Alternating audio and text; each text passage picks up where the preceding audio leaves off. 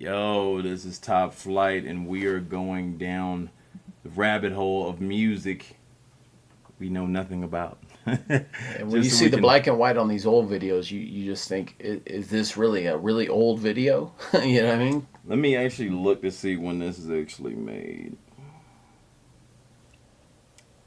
Let's Roy see. Clark version of 12th Street Rag.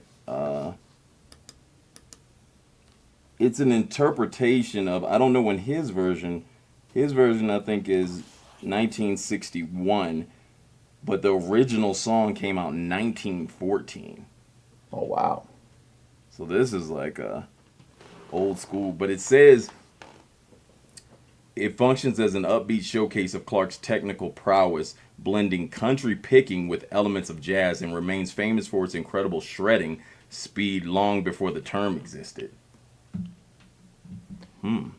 It, when you just got all time with your guitar, you know what I mean? Like you could Mm-hmm. just go crazy on it. I remember I seen my cousin the other day. He's from Lubbock, Texas, and they have these picking circles. And I don't know why I brought this up right now because it doesn't really correlate. But he was telling me that these guys, he's like he sees these kids and he's like, I just want to tell their parents to get them out of this music because they're so talented. They're probably going to throw their life away just spending the rest of their life going to these little bars playing music. And he's like, you there's so much talent out there, the ones who really put time in, but only just a small amount of them actually ever get seen, like. That's the truth. And back then I think the competition was like you couldn't create the best content and make it. You had to be the best and Exactly. at the right place in the right time. So nowadays you have a little bit more of a chance, but so talent is, yeah, it's hard to come by, but real talent. And we've seen some, so I'm interested to see this. Let's check out Roy Clark 12th Street Rag.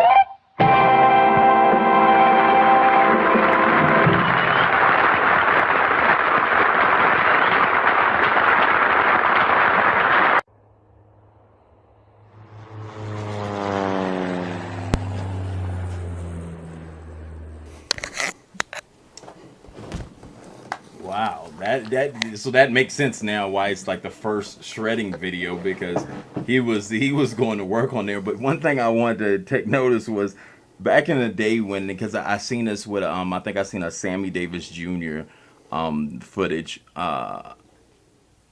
They would do the cartoon faces. Yeah. And it was like showmanship, almost like showmanship, because you do all the extra, like every time he did a zoom, like he'd do like, you know what I'm saying? And like you'd have to be more charismatic, I guess you could kind of say, with how you performed to make people get excited. And they did things, because I watched it was like the shaboing boing thing that Sammy Davis Jr. did. And I started noticing with the performances, like the faces and everything that they would do to like get the crowd popping. Yeah, it's definitely that showmanship. You know, I see a lot of artists do it, and I think there's a part of them that do it naturally, and then it's like there's also a part of like where you over exaggerate and you're like, but you can tell it is to entertain, you know? Yeah, because it's on here it says, as seen on Hee Haw TV, Clark used the song to entertain audiences by contrasting his jaw-dropping technical skill with lighthearted stage humor and clowning around.